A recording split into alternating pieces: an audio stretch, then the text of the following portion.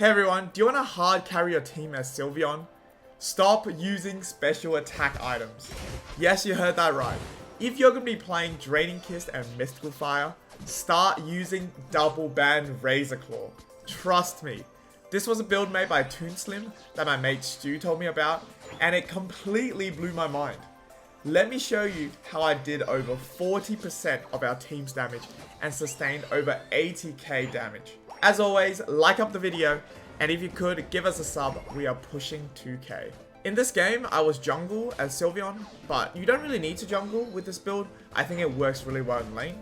Just no one picked jungle, so I was like, alright, I got you guys.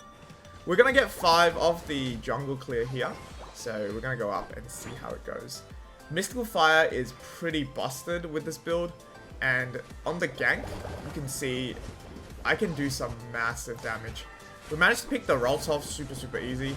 It is just pretty crazy. You don't need to aim anything. The Mystical Fire will just do its job.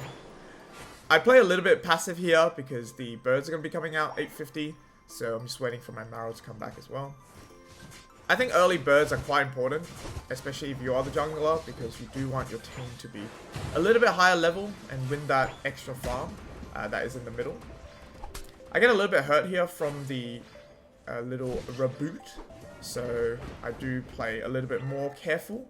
Draining Kiss is going to be your best friend in terms of sustaining and staying in the fights. I think that's what Sylveon can do very well right now. If you can constantly have your Draining Kiss up and just cycle through your Mystical Fires, you're going to be staying in the fight a lot longer. You're going to be doing a whole lot more damage. So I clear both my jungle again.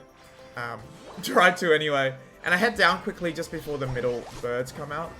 We get this easy pick on the Azumarill with the help of the Curlier. Okay, now I'm going to head up mid for the middle bees or birds. I want my Unite as soon as possible. And this is just the perfect example how you can just dive the opposition squishies with like no consequence. Because they're not going to be able to kill you fast enough through your Draining Kiss. And you're going to be able to just sustain throughout their attacks. I think Mystical Fire works fantastic with Draining Kiss because it allows you to move with your opponents to make sure the Draining Kiss is always on them. And you just get a mad sustain. I get 8 here, which was really good. I have my Unite move. I'm here to see whether I can pick off more people. I see the Curlier out of position, so I'm about to kill him. Just unfortunately, I get stunned from the Blaze Kick there, so I had to Unite to get out myself. But easy 1v2. I'm just vibing. Draining Kiss is kind of nasty with Mystical Fire. I don't get to score, unfortunately, because of the War Turtle. But I'm 3 levels higher than it. It's not going to kill me, so I just continue to hold my position down here, trying to do as much as I can. Now, I do get the 34 in, I'm pretty sure. Yes, I do. And I'm just here trying to target the Curlier. Now, in hindsight, I think I was a little bit too aggressive there. I kind of got out of position. My team wasn't really all there yet. So this death kind of cost my team a little bit. I was out for quite a bit, and the Cinderace was able to take advantage of that. And I'm pretty sure our team got wiped up top here. Yeah. So the momentum did shift, definitely. But there's not much I can do here except just to take the lane farm here and try to get as many levels as possible. There's no way we should contest the Lecky because they're just going to rip it. So we're just going to focus on leveling up and hopefully defending this. I quickly check whether they're pushing with Lecky and try to get my jungle here, but the Cinderace Sableye are just too fast. I start heading down bot early. I had a feeling they're probably going to go score there. And you can see they do. I was a little bit too slow there, and they do break bottom. But it's okay, we chillin'. We're just gonna be vibing here, getting our lane farm, no worries. I tried to see whether I could steal this Reggie off them, because then we will get some levels back. But unfortunately, I did Unite a little bit early. It was unlucky, I couldn't really see the health of the Reggie Ice, but that's okay. We do die there, unfortunately. So I'm just seeing where the team is at. We're a little bit low level now. We did lose a little bit of the gap. But that's okay. I'm just going to try to get that back from farming as much farm as possible that is on our side of the map. We do need to try to win the next objective, so keeping that in mind, I'm just going to see whether we can Possibly get our... I think this will be our 4th jungle clear. Trying to see whether we can get our Unite back maybe. Just not trying to push too hard here because there is no objective. Nothing for us to really, have a team fight of. I see that the top is going to come out in 30 seconds. Gardevoir is pushing down with Sableye. I only see an Azumarill, so I was like, maybe we can quickly dive this and then head up top. I get the 13 down here, and Gardevoir breaks it with 14.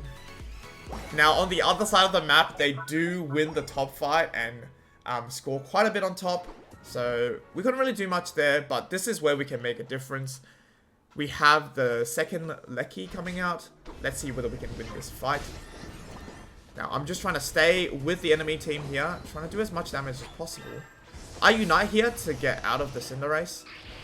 I actually get a little bit lucky here because the Sableye united me, but then their Cinderace hits me with an attack, so I actually don't get sent back.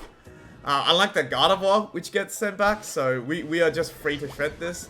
I know the Gardevoir will take some time to pad back. I'm trying to shred this with the Azu and the Gardevoir, and we managed to take it from the Blastoise there. It was a little bit close, but no problem. I'm trying to dive the Gardevoir because I know I will be able to pick them off if I just stay close to them. We do manage to do that, which was very good. And the next target is just Cinderace. If you're playing Sylveon, you want to target their squishies for sure.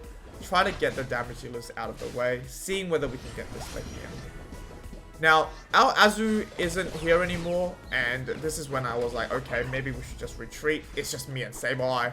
It's probably not a good idea to try to lose that fight there and then give all the XP back again. You know what I mean? I get all the middle birds here, and Gardevoir and Azu are in charge of doing bottom. I see a Blastoise, and I'm not gonna lie, watching this in hindsight, I think I did get a little bit carried away. We're trying to 1v1 a Blastoise here. Unfortunately, the Sableye gets the bottom, but I'm adamant about killing this Blastoise here. I'm like, you gotta get back up here, bro. You are mine. You are fully mine here. Then I see a Gardevoir by itself, and I'm just pushing it, because I know I'm gonna be able to try to kill it. I tank a whole Gardevoir Unite. Just unfortunate the Sableye kills me there. But the Gardevoir united at 230. We did our job there, baiting it out. We're going to be back in time for Rayquaza, so that's not an issue. We have all our unites ready to go, and we aren't going to be scared about grouping up together because the Gardevoir can't unite all of us because it just wasted it on me. Now, my team is a little bit forward here. I'm trying to reach them as soon as possible. Unfortunately, Azu does go down, but I will see whether I can target the damage dealers again. I can see the Gardevoir is there. I'm pushing forward on this. I had to unite here because the Cinderace unites me and I was scared to just die there. But my team did really well here. They wiped out 4 of the 5. I see the Cinderace is stunned and we just wipe him off the map. I think that was a really fast Rayquaza fight. A really well played one too. Because we managed to hit more than one person with most of our moves as a team. Like the Solar Beam was able to pick off a few people there. And we managed to wipe their squishies in time. And that's it. We hit the Ray easy. And this is where I just wanted to continue seeing what I can do as much damage as possible. They're not going to stop me scoring 100 here. And I just wanted to have a little bit of fun, seeing what I can 1v2 here. The guard unites again, and I just don't walk into it. And I just focus on the Azumarill. But then the whole team ganks me, so that was quite unfortunate. We are going to be out for 30 seconds there, though. Okay, we are back here. I can see that everyone is dead bottom, so I quickly jump down. They're all like half HP, so this is just going to be an easy cleanup for me and my Mystical Fire. I killed 2 here. It's back again with the Azu Gardevoir. I dive the Gardevoir, no problem, and then I bag myself a really nice Quadra to end it off. Too bad the Blastoise was up top. I was hoping to get a Penta. That would have been really, really cool. But I'll take a Quadra any day as Sylveon. I think that was a great Sylveon game. We were able to stay with the enemies as much as possible, dealing that damage. We scored at 147, got 11 kills, 8 assists. But you can see from the damage profile, we were really in a lot of the fights. Doing more than 100k, sustaining 80,000 as well. GG's, GG's. Well played, team.